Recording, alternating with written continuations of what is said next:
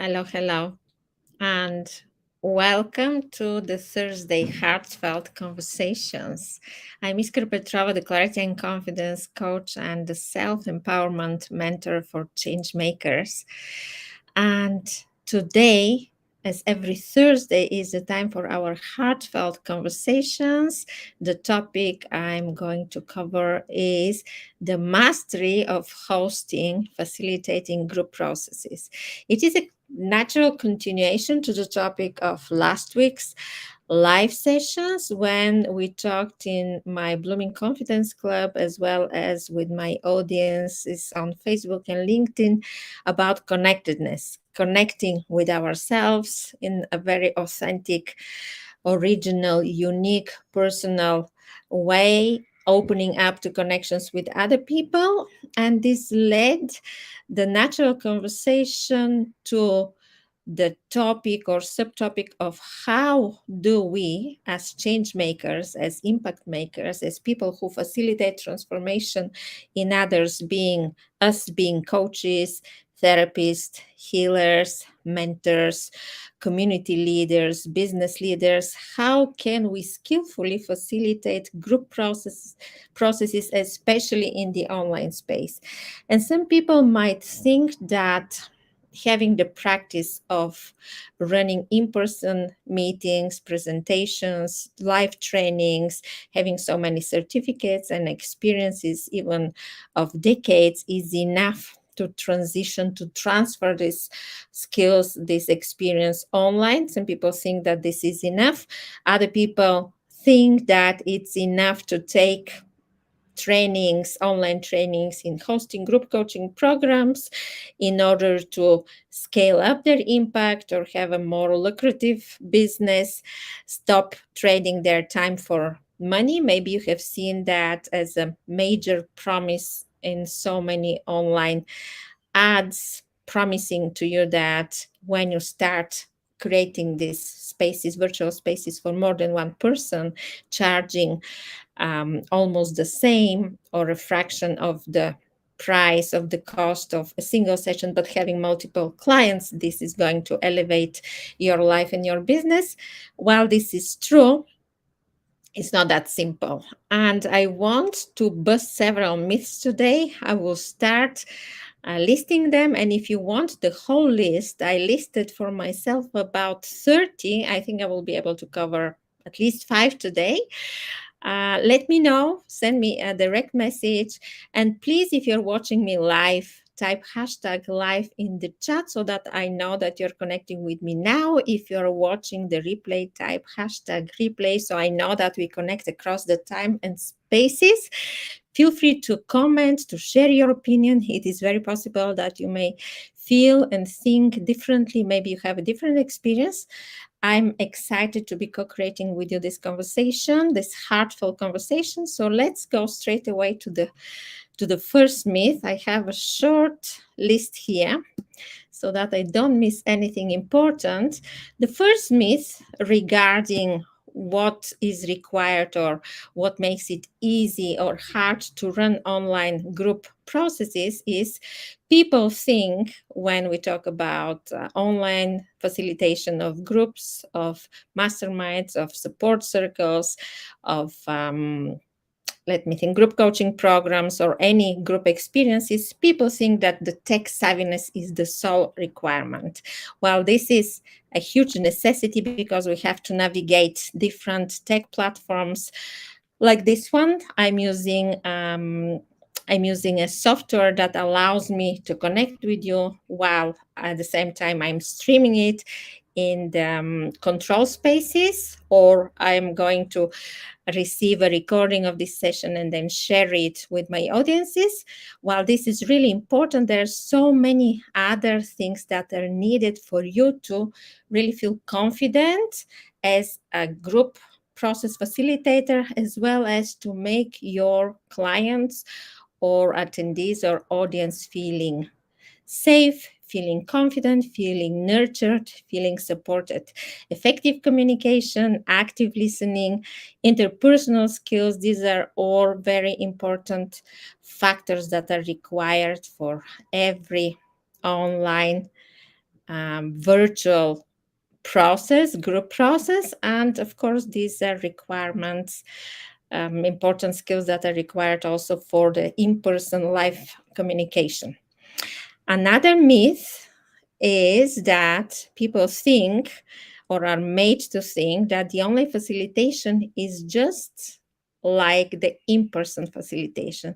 Well, this is not true, and I would love to hear about your experience, especially if you happen to be a long time teacher, educator. I personally used to teach at university. I created two original programs that I taught to the bachelors of arts and masters of arts in the biggest private university in Bulgaria. And I know that when we get used to communicating with people, receiving this implicit information, reading the body language, connecting with people, sensing the energy of the room, this is something so important. And sometimes we forget about it. And when we get online in the virtual room like we are now, and we have the people in front of us, we start feeling that something is not right, and as if we're lacking some of our senses, some of our sensory receptors. So we need to prepare ourselves and to discover, maybe list down what are the things that we need to develop further, so that we handle with more confidence, with bigger confidence, with more security, more certainty, and more skillfully these online processes. Another, let's say, the third myth that I want to bust now, and again, I'm inviting you, if you disagree with me, please feel free to share in a non-violent communication style, either directly as a comment under this video or send me a message. The third myth is that the participants will self-manage the online dynamics. We, as facilitators of this group processes, very often transformational processes, because now I'm addressing the change makers, the coaches, the mentors, the therapists, the healers, the community leaders or business leaders who are hosting regular or one-off online sessions, training sessions, or workshops or mastermind groups. We need to feel in charge of the processes. We need to feel responsible for to take responsibility, to take the leadership, to own the leadership and manage the group dynamics. I had a very interesting conversation earlier this week with one of my clients with whom we happened to be in a group process where I was invited as a speaker, and it felt really interesting. I would use gently this word. It could be a replacement to I felt awkward, because there was no structure, there was no introduction, there was no presentation, and the management of time was not really set. The expectations were not established. There was no agenda. So this is our responsibility as hosts of the process. Our responsibility is to set the tone, to level up the energies, to read the energy in the room, and to create space for each and every one of the participants to feel seen, to feel heard, to have equal space for expression. And I've been running group processes since 2017, and it's been so interesting me as a participant of different communities of my business mentors and my business coaches, as well as being a tribe ambassador for different communities of Mind Valley and Ever Coach. I have participated in so many different ways and variations of group processes. It's interesting to see how the personality of the leader of the process is so visible, or so, let me think, so well read, and is impacting the whole, the mood, the energy, the space that is being created. So moving forward, let me just check. Yes, I just covered this aspect, but I will bring it out as an explicit myth that some people believe that online facilitators don't need strong presence. And here it is important to say that while the presence of the host of this process is really important, it's also important humility, self-confidence, self-centeredness, self-trust of the group facilitator to be in place, so that while, let's say, I will give the example, when I'm hosting the space, I am there, so people feel that there is anchor. I'm anchored in my energy. I'm anchoring and creating the space for everyone. But at the same time, I'm giving space, and I'm very confident about managing and navigating the dynamics, the processes, the interactions. As I mentioned earlier, making everyone who's present feel seen, feel heard, feel given enough space to self-express.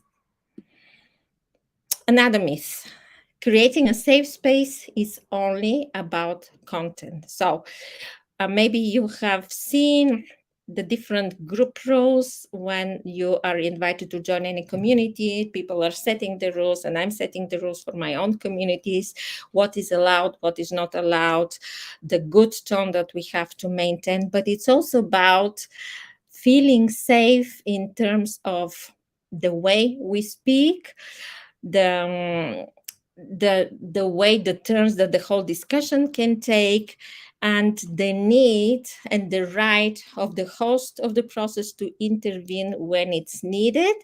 Again, preserving the personal space, the individual space of every participant, and preserving the integrity and the purity and the safety of the whole group process, of the whole group energetical space. Another very important myth is that boundaries restrict participant engagement. This is a big challenge for many group facilitators, especially when they're starting first. I believe that they feel that when they set boundaries, or when they remind regularly the participants in the group process about the boundaries, they may feel that this is restricting and limiting. But believe me, it's exactly the opposite. When there is a clear guidance, when there are clear rules set in place, people feel really more safe, because they know that this is the law.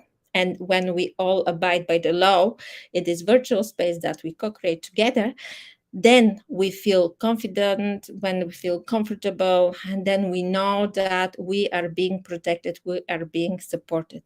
So I will stop until here. And as I said, I think about 25 more myths. If you're interested, let me know. Type below myths, or send me a DM with the word myths, and I will send you my list of myths related to hosting, managing, navigating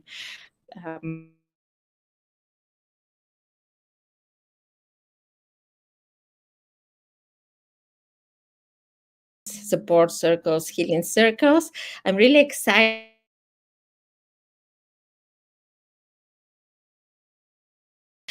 And I have several spaces that I have created. I have the free Facebook group, Clarity and Confidence Academy for Changemakers.